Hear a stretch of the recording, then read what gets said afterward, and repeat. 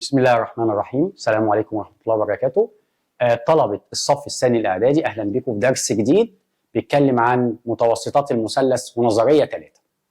ركز معايا لأن دي أهم نظرية عندنا تقريبا في المنهج السنة دي. نظرية 3 بتقول لي طول المتوسط المثلث القائم الخارج من رأس القائمة يساوي نص الوتر. قلت له يعني إيه يا أستاذ؟ قال لي لو أنت عندك دلوقتي مثلث قائم أهو، أ ب ج أهو، قائم الزاوية ب. المتوسط اللي خارج من القايمه ده اللي هو ب د بيساوي نص الوتر. يعني لو ا ج ده ب 10 يبقى ب د ده بكام؟ 5. يبقى تاني ركز، لو انا عندي مثلث قائم لازم يكون قائم. المتوسط الخارج من راس القايمه اللي هو ب د هيساوي نص الوتر اللي هو مين؟ ا ج. طيب تعال نشوف سؤال كده سريع على الحته دي. بيقول لي في المثلث القائم الزاويه النسبه بين طول الوتر وطول المتوسط. هو قال الوتر الاول صح وطول المتوسط. اقول له الوتر بيبقى قد المتوسط مرتين، يعني اقول له 2. بص انا بعمل ايه؟ 2 الى 1. تعال نشوف الاختيارات اهي، 2 الى 1. يبقى لو قال لي طول الوتر الى طول المتوسط الخارج من راس القايمه اقول له 2 الى 1. طب تعال نشوف اللي بعدها. بيقول لي في المثلث القائم ا ب ج قائم الزاويه ب، مفيش مانع ان انت تيجي على جنب كده وترسم المثلث عشان يوضح لك اكتر. اهو ا ب ج قائم في ب. طب انت مديني ا ج ب 12، حاضر يا عم اهو 12 سم طبعا. وده المنتصف ا ج اهو، تعال نغير اللون. ادي ده المنتصف اهي، وهوصل ب د اهو منتصف، يعني اصبح ب د ده متوسط. طب انت عايز ايه؟ انا عايز طول ب د. اقول له حاضر، ا ج ده 12 يبقى ب د بكام؟ 6. يبقى الاختيار دوت. السؤال اللي بعده رقم 3. ا ب ج مثلث قائم الزاويه في ا. خلي بالك بيضحك عليا يقول لي ا، انا متعود ب على طول. وطول المتوسط الخارج من ا يساوي 4، يبقى ب ج بكام؟ مفيش مانع اجي على جنب وارسم اهو عشان اوضح لنفسي. هو قائم في ا المره دي، وادي ب وادي ج. وبيقول لي المتوسط الخارج من عند ا اللي انا اسميه ب د مثلا بيساوي 4 سم. يبقى ب ج بكام؟ اقول له بسيطه 8. اصبح ب ج هو الوتر المره دي، يبقى 8.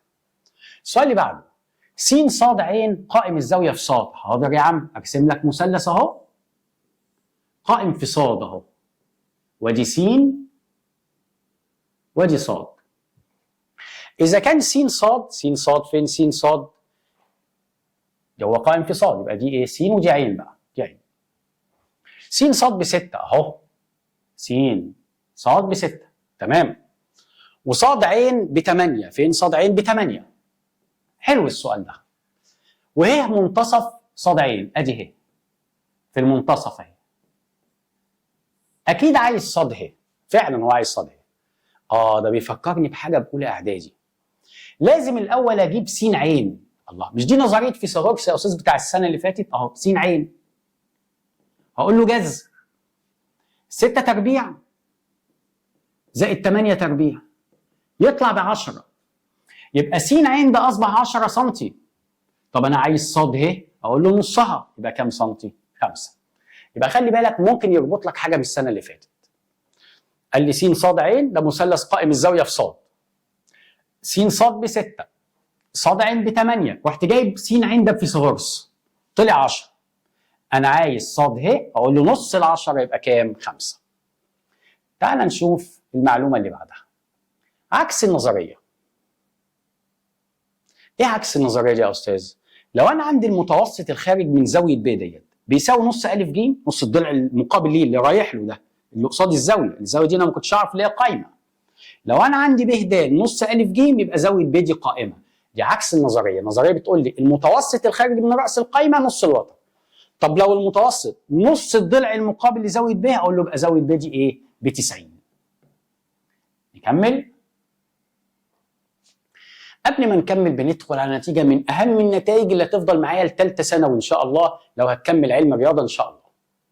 بيقول لي طول الضلع المقابل للزاويه 30 في المثلث القائم يساوي نص الوتر. قلت له يعني ايه بالراحه؟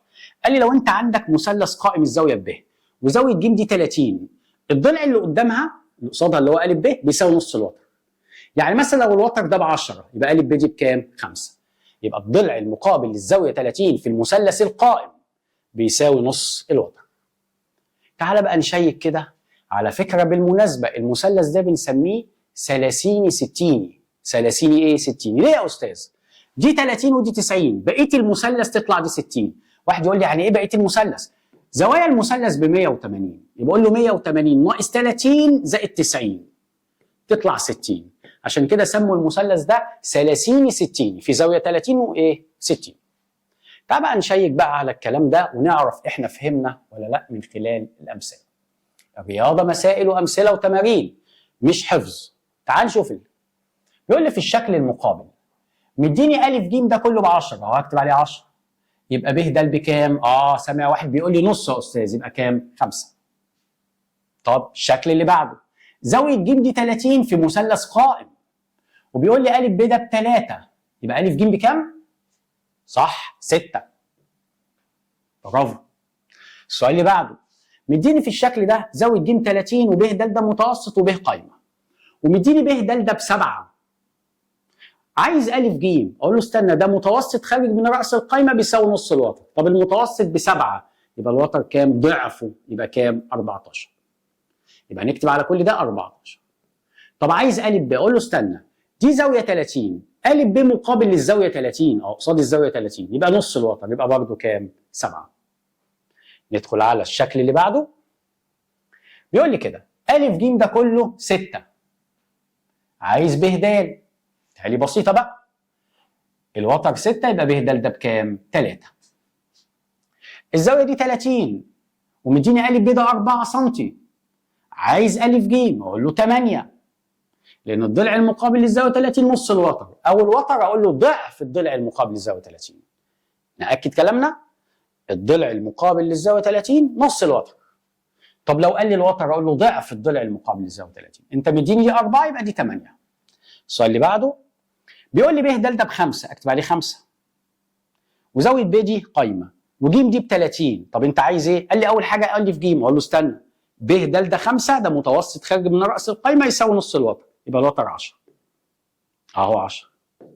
طب عايز ا ب ده ضلع مقابل للزاويه 30 بيساوي نص الوتر ده 10 يبقى ده كام؟ 5.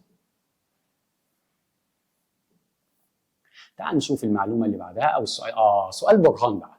شفنا اكمل شفنا اختيارات. تعال نشوف سؤال برهان محترم كده. في الشكل المقابل ا ب ج ده مثلث قائم وأ ج قائم في ب طبعا وأ ج 16 وزاويه ب ج 30. انت عايز ايه؟ بيقول لي اوجد طول كل الميل ا ب عايز ا ب اللي انا بعمل عليه علامه استفهام ده وب ل اللي هو المتوسط. تعال نجيبهم الاول شفوي كده بالراحه على مهلنا وبعدين نشوف نكتب برهان ازاي. اول حاجه انا عندي ا ب ده مقابل للزاويه 30 او زاويه ج 30 يبقى ا ب ده نص الوتر ده 16 يبقى ا ب لازم يطلع 8. طب استنى الحق اكتبها الاول. هقول له كده في المثلث ا ب ج قائم في ب زاويه ب يعني ب ل متوسط خارج من رأس القائمة. ب ده المتوسط ب ل متوسط خارج من رأس يبقى بيساوي نص الوتر. يبقى اقول له كده اذا ب ل بيساوي نص أ ج. ادي ب ل نص أ ج يبقى نص في 16 الإجابة 8. يبقى أنا خلصت من أول واحدة. يبقى ب ل متوسط خارج من رأس القايمة بيساوي نص الوتر ده 16 ده 8. طيب ندور على بعد كده على إيه؟ على أ ب. هو عايز أ ب. أنا جبت ب ل من الأول أهو اللي هو ده. تعال نجيب أ ب بقى. أقول له أ ب مقابل للزاوية 30 أهو بما أن أ ب مقابل للزاوية 30 درجة طبعا ده مثلث قائم وانا قلت فوق اللي هو قائم يبقى أ ب بيساوي برضه نص أ ج برضه 8 سم. نراجع تاني بما أن ب ل أيوه قول معايا كده ب ل متوسط خارج من رأس القايمة يبقى ب ل نص أ ج يبقى ب 8. بما أن أ ب مقابل للزاوية 30 في المثلث القائم ده يبقى نص الوتر نص برضه 16 8. طب عايز محيط المثلث أ ب ل اللي أنا هلونه ده. خلاص ده 8 وده 8. الله، مش لام دي منتصف أ ج؟ يبقى أ ل ده برضه ب8. يبقى أقول له محيط المثلث أ ب ل 8 زائد 8 زائد 8 يدينا 24. بس مفيش مانع ان انت تقول له الحته ديت اهو، بما ان لام منتصف أ ج يبقى أ ل 8 سم. تعال نشيك على التمرين تاني. تمرين مديني مثلث قائم في ب، أ ج 16، عايز أ ب وعايز ب ل. بدأنا ب ل، قلت ب ل متوسط خارج من رأس القائمة بيساوي نص الوتر، ده 16 يبقى ده 8. أ ب مقابل للزاوية 30 في المثلث القائم، وأنا بتكي على حتة مثلث القائم لازم 30 في مثلث قائم، يبقى أ ب نص أ ج، ده 16 يبقى ده 8.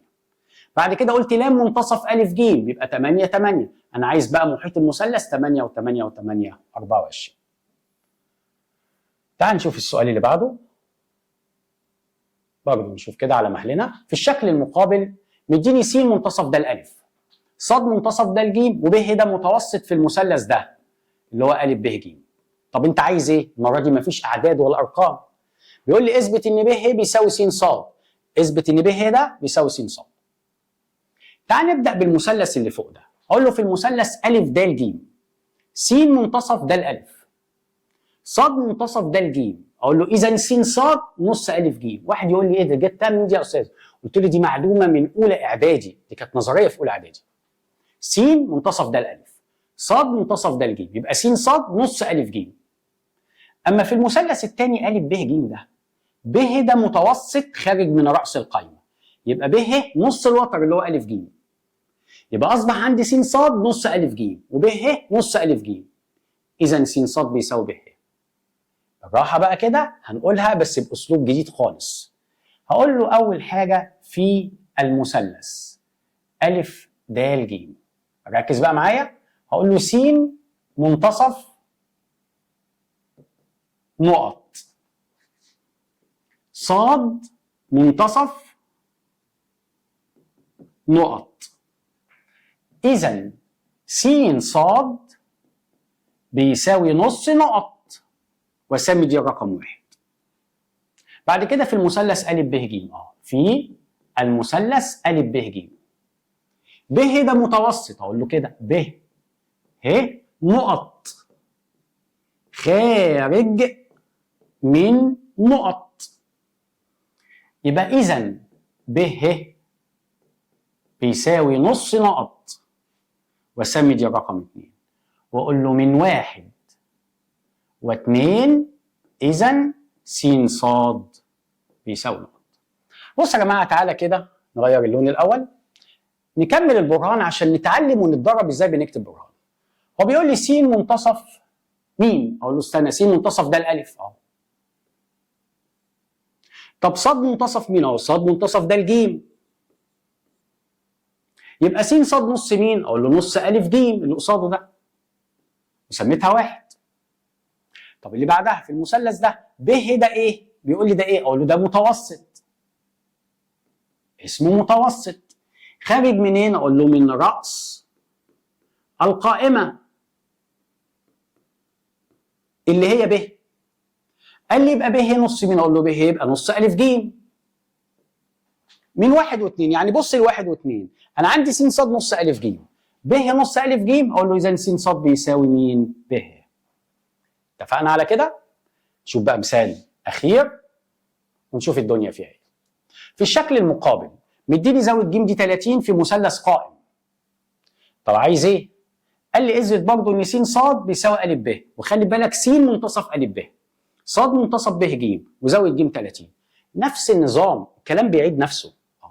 س منتصف أ ب، ص منتصف ب ج، اقول له اذا س ص نص أ ج. كمان مره س منتصف أ ب، ص منتصف ب ج، يبقى س ص دي نص أ ج. خلاص الزاويه دي 30 اللي هي ج، هقول له الضلع المقابل للزاويه 30 في المثلث الكبير ده اللي هو القائم ا ب ده نص الوتر ا ج. يبقى انا عندي س ص نص ا ج وأ ب نص ا ج، اذا س ص بيساوي ا ب. برضه نفس النظام، هقول له كده بما ان س منتصف نقط ص منتصف نقط، اذا س ص بيساوي نص نقط. بما ان ا ب مقابل لنقط يبقى ا ب بيساوي نص نقط، يبقى اذا س ص هيساوي نقط. تعال نكمل. هتكمل انت معايا. ها، س منتصف مين؟ بص للشكل. س منتصف يا استاذ ا ب. طب ص منتصف مين؟ اهو انا شايفها ب ج. يبقى س ص نص مين يا استاذ؟ نص ا ج. طب ا ب مقابل لايه؟ مقابل للزاويه 30. هقول له كده للزاويه 30 درجه. يبقى ا ب نص مين؟ اقول له نص ا ج. ما تنساش ممكن اسمي دي رقم 1 ودي 2 واقول له من 1 و2 يبقى س ص بيساوي ا ب. بكده نكون ادينا بعض مسائل على نظريه 3، شفنا اختيارات، شفنا اكمل، وشفنا مسالتين برهان. ان شاء الله بعون الله في الحلقات الجايه وان شاء الله في الفيديو الاخر هنشوف برضو مسائل، لان هنشوف مسائل متشابكه بالنظريه 1 و2 و3، وبرضو المثلث المتساوي الساقين قريب ان شاء الله بعون الله. استودعكم الله، الى اللقاء في فيديو اخر ان شاء الله. السلام عليكم.